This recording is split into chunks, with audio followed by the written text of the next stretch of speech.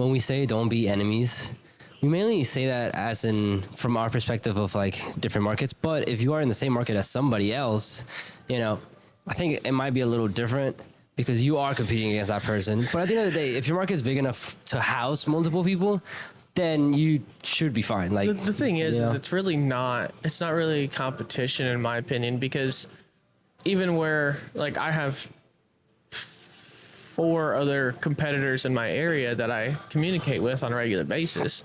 And a lot of times we send each other work. Like if he's too busy, he sends me something. If I'm too busy, I send him something, stuff like that. Like we always are doing that.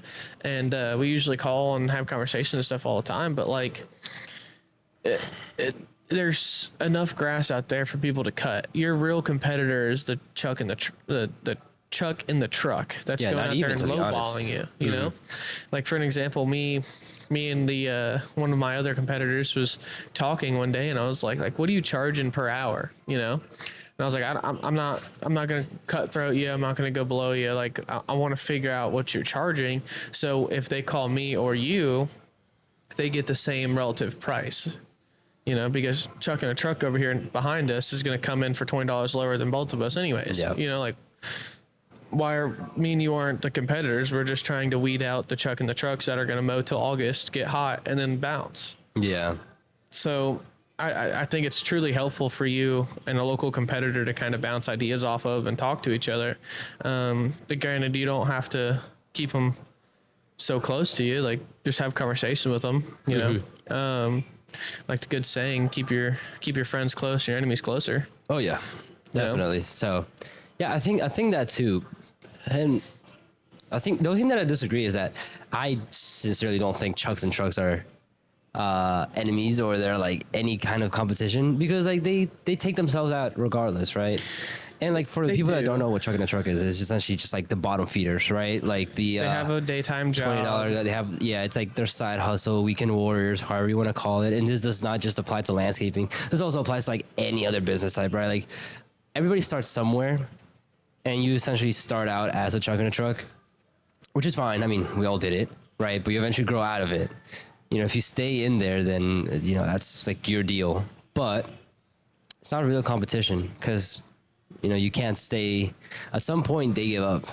At some point, the quality goes down. They get burnt out. At some point, the $20 cuts look like a $20 cut. Yeah. So, yeah, they'll grow fast, but they'll grow so fast that's not good for them, for their own good.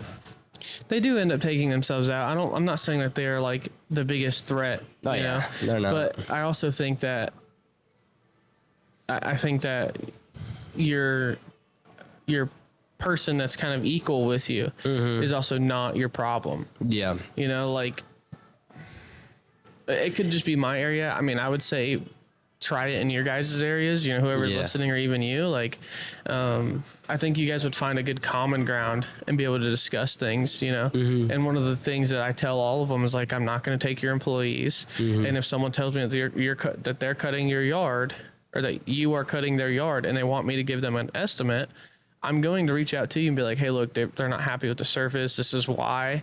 If you don't want to service them, you know, that's fine, but I'm going to give you the opportunity to keep your client. You know, I'm not going to tell the client like, oh, I'm going to reach out to them, let them know how shitty of a service they're doing, and then whatever. Damn. Like, I just be like, okay, you know, I'll go back to the office, do some estimating, and then I'll give you a call back. I think what it is just like having an understanding with them, and don't be, you know, unrealistic. Like, you're both cutting grass. Both doing the same exact thing. Yeah. Yeah. Like, I've called him with problems, and he's helped me, just kind of like we do with each other. Yeah. Our ideas. And like, that is just the way that you, over time, you kind of just grow. Like, because you never know, maybe that truck in the truck eventually, sometimes maybe he wants to get out, and he either sells you the clients, or he sells you equipment, or he gets you out of a pinch, or maybe he just wants to work. So he comes and works for you. Exactly. So the less enemies you have, the better. And, you know, it works out in the long term. I don't think there's a reason to have enemies. I don't think either. There's healthy competition, definitely, with like another. I've had one enemy, and it was just funny more than anything. The Facebook warrior. Yes, the Facebook warrior that made up things about how the local Facebook group was ran by one of my family members, and me and that guy who runs it don't even know each other. Never done work for him, nothing. Yeah. So, anyways, it was just a laughing That was stock. a funny arc. It was very hilarious. That was fucking hilarious. But tell me, how has your season been so far? It's December 14th, so This year? this is pretty much it. You have like maybe like a week, and that's it. This year's been rough. Rough. Rough like every year. I don't know, just like, again, granted, this is my second full-time season. I've done this for 2.5 years now. The half year is where I met you at the end of it. Yeah. So one of the big things, like, you always learn. You know, if you don't learn while you go, you're kind of doing it for nothing, you know? So, like, one of the big things that I learned my first full-time season when I was going to do this full-time was, like, I focused so heavy on mulch. So March we call mulch madness, and the only thing I was doing was mulch. And then I didn't realize that, hey, mowing comes right after mulch, and I didn't do any advertising for mowing.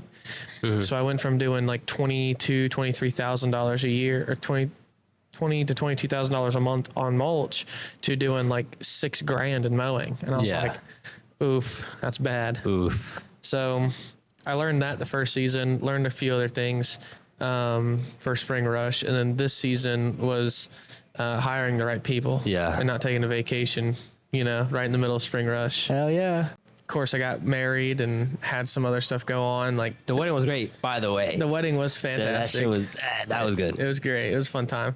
And the night before and the night after, or the Wedding night. The wedding night. That was great when we all went to your Airbnb and Yeah. got a little tipsy. Dude, shout out to the Airbnb. Not gonna lie, it was the hot tub. That was probably the best part. It was only 30 seconds from my house, dude. Yeah, it was right there. It's right there. So, but no, we had a blast. It was just crazy with like I think I overloaded my plate this season because I joined Augusta, and then had a wedding to plan, and then had all that stuff. So technically, I'm not even really running as Augusta yet. Like, we're wearing the uniform, but the business isn't set up under Augusta until January 1st. Yeah, because I had to make a decision of like struggling and putting everyone in the new CRM and getting all the cards on file and doing all that stuff, right, while I was already going through a dumpster fire. Or I just wait until I have time in the winter. So I just decided to bite that off when it came.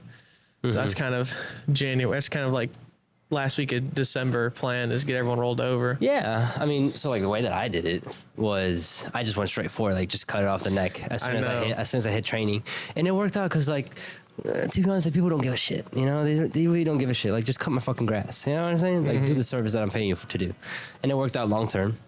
But I can understand, you know, everybody does things differently, and plus you did have a lot of shit to do with all your wedding and all that shit. So Yeah, it makes sense. yeah, I was overloaded.